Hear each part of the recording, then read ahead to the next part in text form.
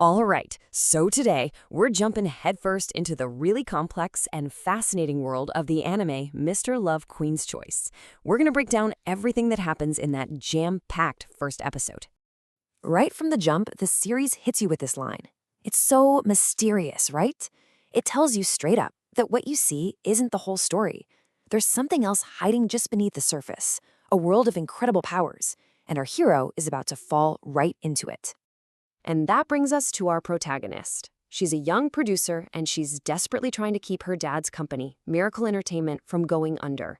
But honestly, when we meet her, she's not just struggling, she's sinking, and fast.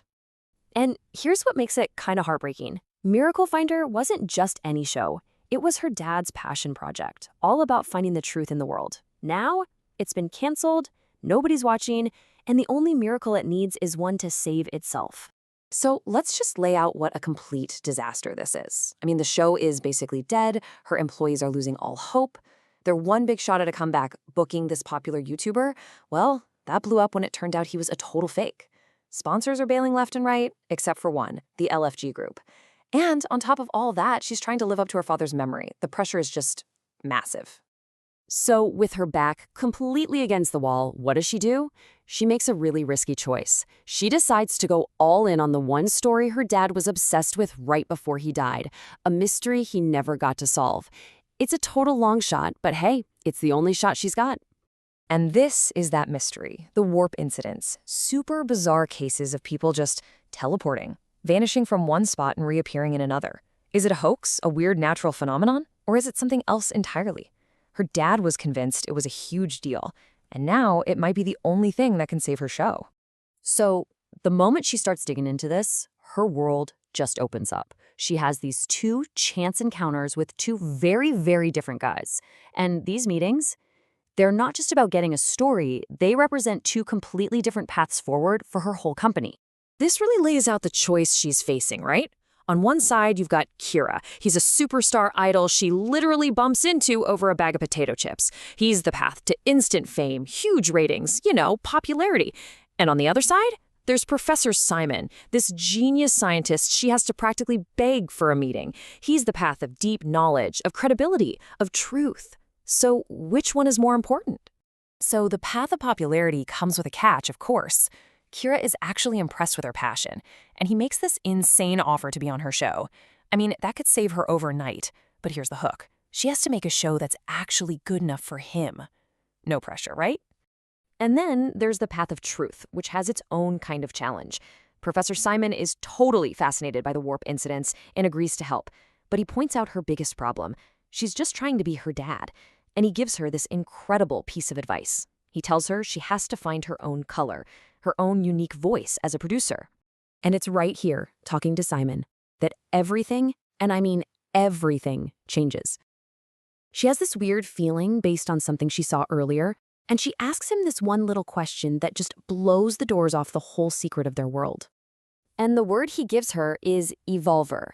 Simon tells her about this theory floating around in the science world, that evolvers are people whose genes have evolved, giving them special abilities.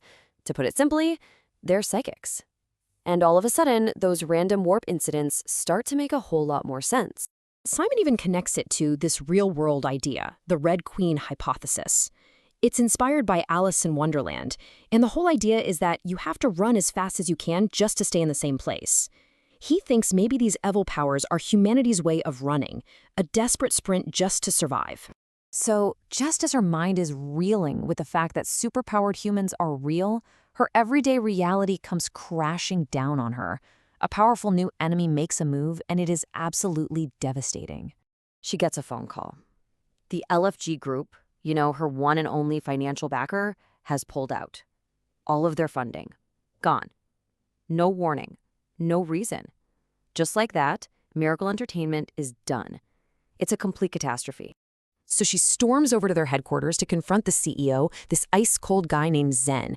And his words are just brutal. He doesn't just call her company worthless. He calls her show garbage and completely trashes her father's legacy. This isn't just about business anymore. Now, it's personal. Now, you'd think this would be it, right? The final nail in the coffin. Her company's gone. Her dad's name has been dragged through the mud. It's over. But this moment of total defeat, it doesn't break her. It actually forges her into someone new. Standing right there in the lobby of Zen's giant corporation, staring ruin in the face, she looks him dead in the eye and she makes him a promise. No, not a promise, a 5-year plan. And there it is. That's her declaration of war. In that one moment, she goes from being a victim to being a fighter with a crystal clear mission. She's not just trying to save her dad's company anymore. She's going to build her own empire, and she's going to make Zen regret he ever crossed her. So that's the question that really sets up the whole series. Simon challenged her to find her own color. Well, now she's armed with this incredible secret about the world, and fueled by a need for revenge, she is finally ready to show everyone what she's made of. The only question is, what's it gonna look like?